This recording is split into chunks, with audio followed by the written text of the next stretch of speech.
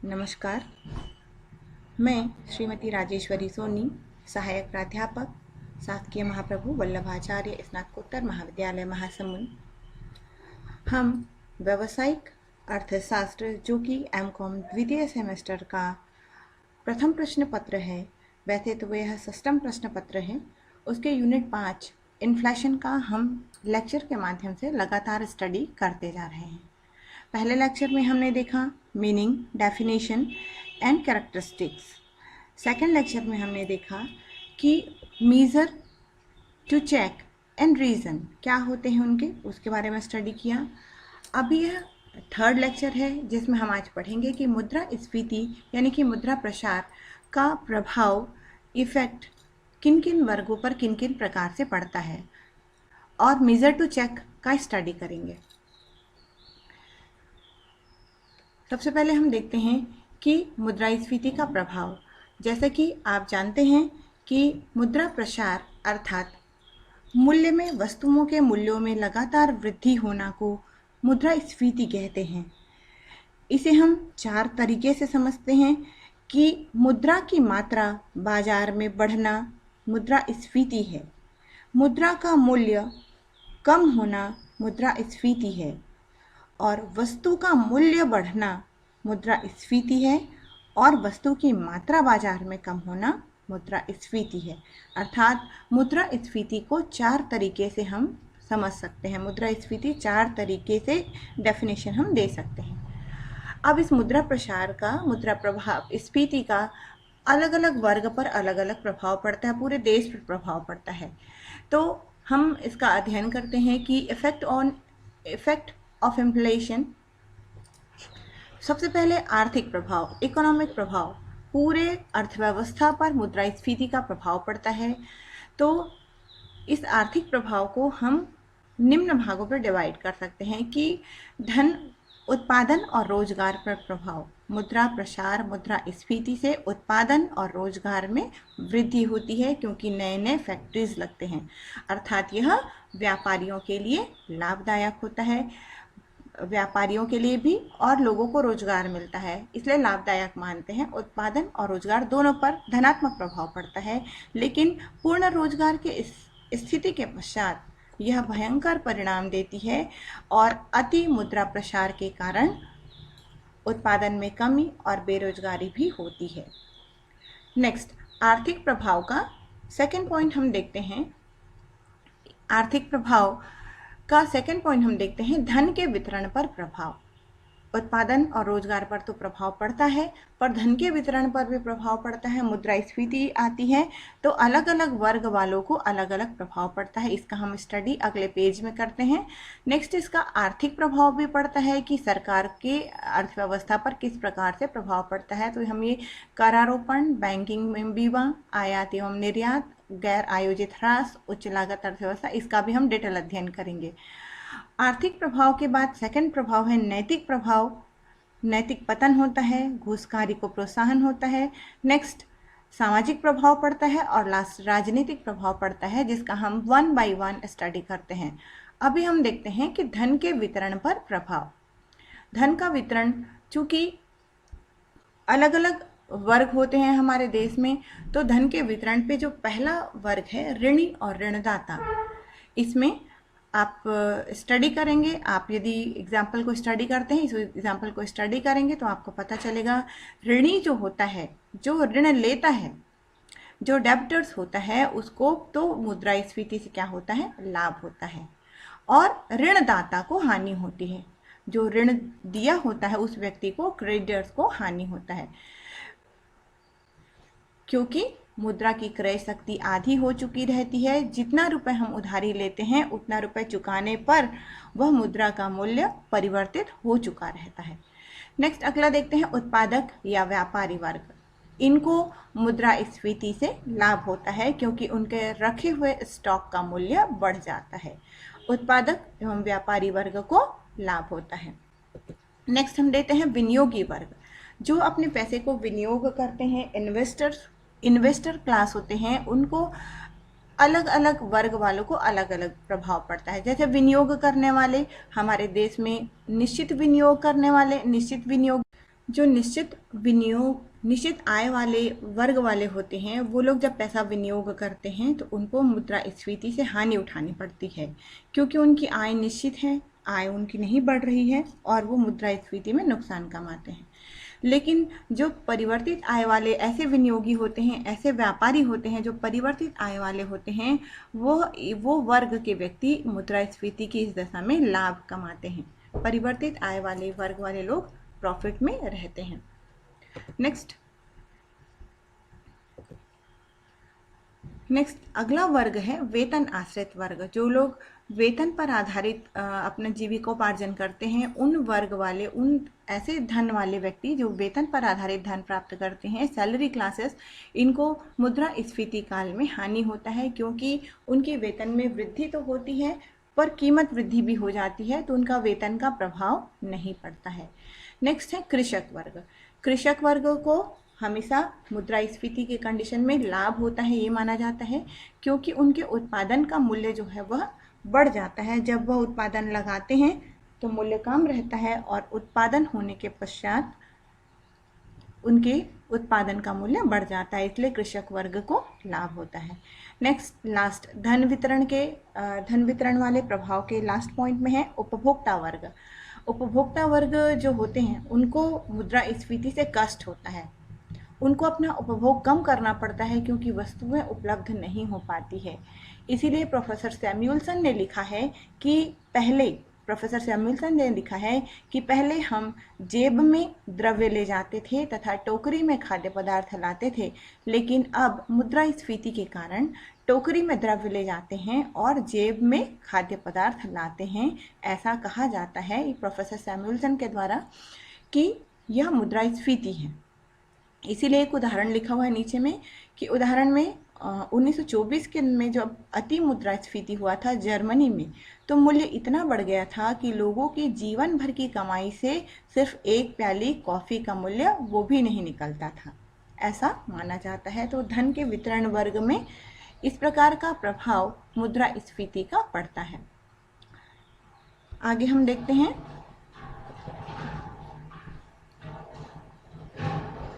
अन्य जो आर्थिक प्रभाव है।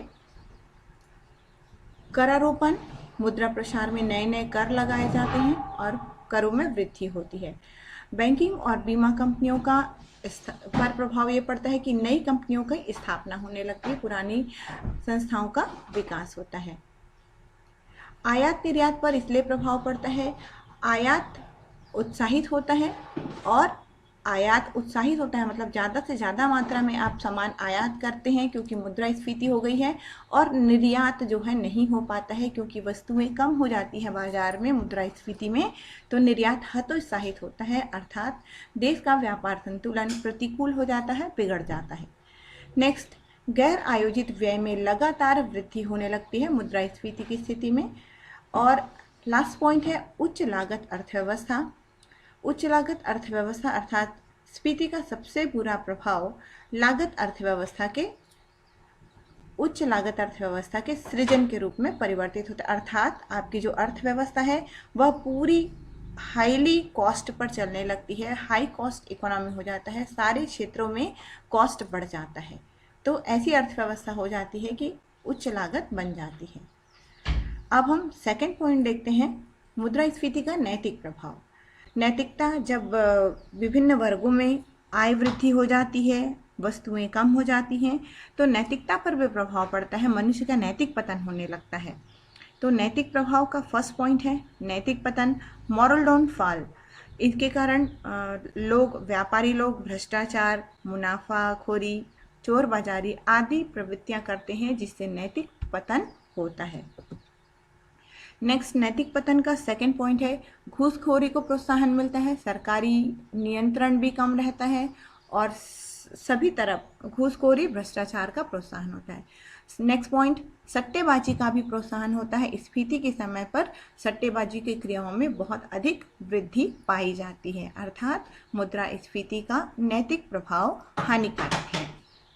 नेक्स्ट, सामाजिक प्रभाव भी पड़ता है, चूँकि हम इसी समाज में रहते हैं और मुद्रास्फीति की स्थिति पैदा होती है, तो समाज पर क्या प्रभाव पड़ता है। फर्स्ट पॉइंट है सामाजिक प्रभाव का आर्थिक विषमता। इस स्फीति काल में सामाजिक प्रभाव के अंतर्गत पहला पॉइंट है आर्थिक विषमता बढ़ती है। जो धनी होते हैं वो धनी होते हैं और जो निम्न वर्ग है वो निम्न वर्ग होते जाता है। इस प्रकार से समाज में खाई बनती है। नेक्स्ट, बेरोजगारी में कमी होती है। ये एक समाज पर ये प्रभाव पड़ता है कि स्फीत जो काल होते हैं उसमें नए नए उद्योग को स्थापना होने लगती है, नए सामान बनने लगते हैं, नवाचार होने लगता है। तो इस कंडीशन में क्या है, लोगों को रोजगार मिलता है और बेरोजगारी में कमी होती है। एक सीमा तक बेरोजगारी की समस्या का समाधान होता है। नेक्स्ट पॉइंट, संचय में कमी। लोग चूंकि वस्तुओं का मूल्य लगातार बढ़ जा रहा है, जैसे कि गोल्ड का मूल्य लगातार बढ़ते जाता है, तो लोग बढ़ते हुए मूल्य पर भी गोल्ड को खरीदना पसंद करते हैं। अर्थात धन संचय नहीं करते, वस्तु संचय शुरू कर देते हैं। अर्थात धन के संचय में कमी की प्रवृत्ति लोगों में आती है। धन संचय वो नहीं कर पाते, वस्तु खरीद कर व्यय करना चाहते हैं। और नेक्स्ट पॉइंट है हड़तालें होती है। जब सभी की तरफ आय बढ़ती है, लाभ बढ़ता है, वस्तुओं का मूल्य बढ़ता है, तो मजदूर भी ये देखते हैं कि व्यापारी को बहुत अधिक लाभ हो रहा है, तो वह मजदूरी वृद्धि के लिए हड़ताल, तालाबंदी आदि घटनाओं को अंजाम देते हैं। अर्थात मजदूरी बढ़ाने के लिए हड़ताल करने का प्रयास करते हैं। नेक्स्ट अब हम देखते हैं राजनीतिक प्रभाव। चूँकि अर्थव्यवस्था में मुद्रा पर आधारित समस्त क्रियाएं घटती हैं, समस्त घटना होती है, अर्थात राजनीति पर भी मुद्रास्फीति का प्रभाव पड़ता है। तो इसमें हमने 2 पॉइंट लिया है, प्रश्न पुस्तक में 2 पॉइंट दिया हुआ है कि राजनीतिक क्रांति होती है। तो मुद्रास्फीति का केवल ओनली आर्थिक और सामाजिक नैतिक प्रभाव नहीं होता, राजनीतिक प्रभाव यह होता है कि सरकार के प्रति जनता में असंतोष पैदा होता है और जनता यह सोचती है कि सरकार जो है मूल्य को नियंत्रित नहीं कर पा रही है। तनावपूर्ण वातावरण होता है और राजनीतिक पार्टियां इससे लाभ उठाती हैं और कभी कभी तो ये होता है कि राज्य की या राष्ट्र की सत्ता बदल जाती है मुद्रास्फीति की परिस्थितियों के कारण। ऐसी स्थिति जो है इटली, स्पेन और फ्रांस आदि में राजनीतिक परिवर्तन देखा गया है जो कि मुद्रास्फीति के कारण हुआ था। नेक्स्ट एंड लास्ट पॉइंट, राजनीतिक प्रभाव। व्यक्तिगत स्वतंत्रता पर प्रभाव।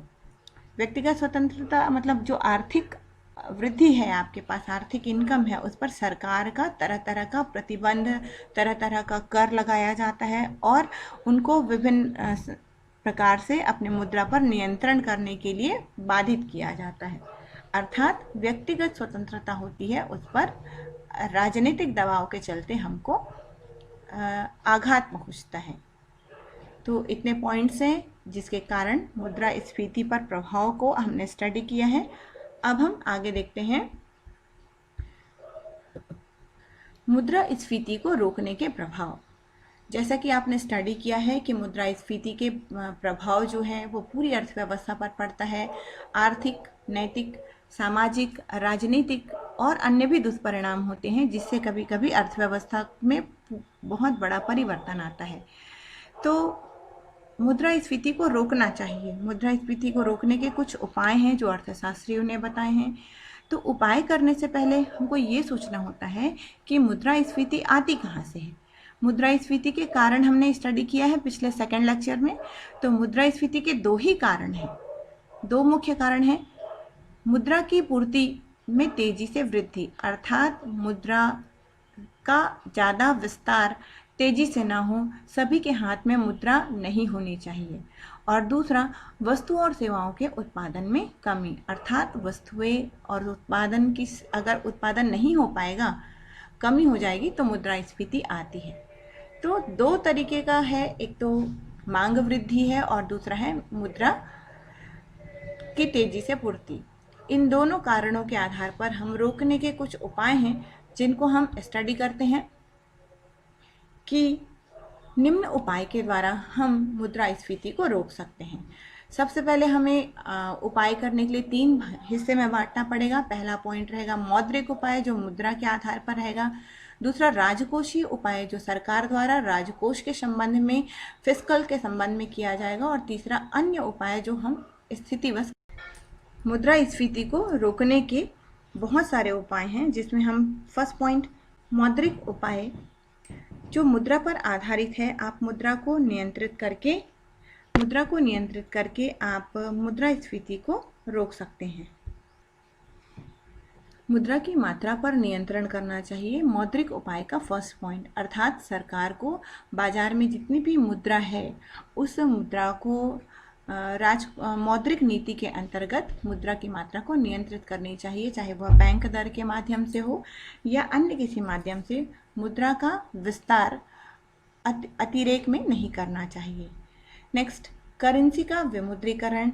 जैसा कि नोटबंदी का जो एक घटना घटी थी, उसी तरह से जो पुरानी करेंसी है उसका विमुद्रीकरण करना चाहिए, डिमोनेटाइजेशन करना चाहिए, ताकि नए नोट को कम मात्रा में छापकर आप काले धन और अन्य भ्रष्टाचार को रोक सकते हैं।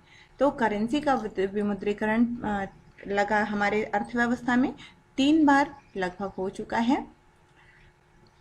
नेक्स्ट, हमको साख नियंत्रण करना चाहिए, अर्थात बैंकों के द्वारा दी गई जितनी भी सुविधाएं हैं साख के संबंध में, उसमें नियंत्रण होना चाहिए। जिसमें फर्स्ट पॉइंट है बैंक दरों में वृद्धि करना चाहिए। आप बैंक दरों में वृद्धि करेंगे तो लोग बैंक के पास उधारी लेने नहीं आएंगे, और जब बैंक उधारी नहीं देगा तो लोगों के पास मुद्रा की कमी हो जाएगी। नेक्स्ट, न्यूनतम नगद कोष में वृद्धि करनी चाहिए। जो सरकार का न्यूनतम नगद कोष रखने की जो धारणा है, जो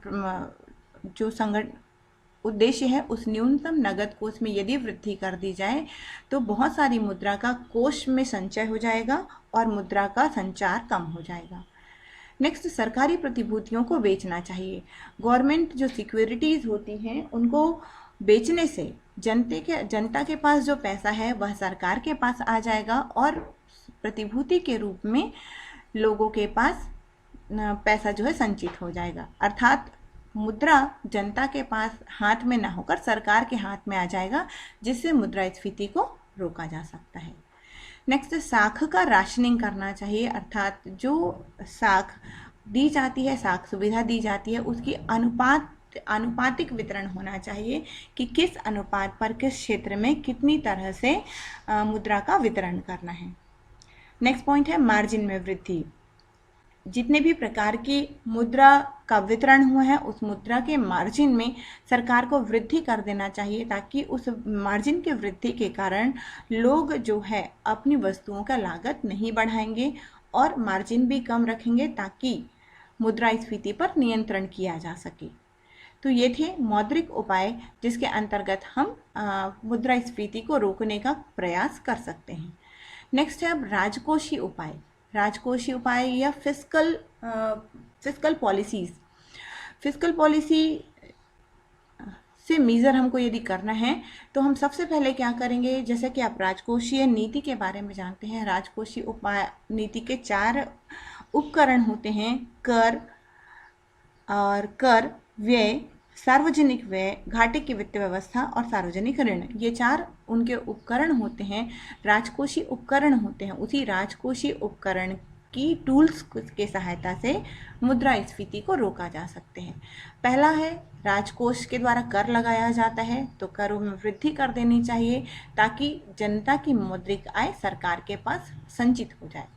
नेक्स्ट, सार्वजनिक ऋणों में वृद्धि करनी चाहिए।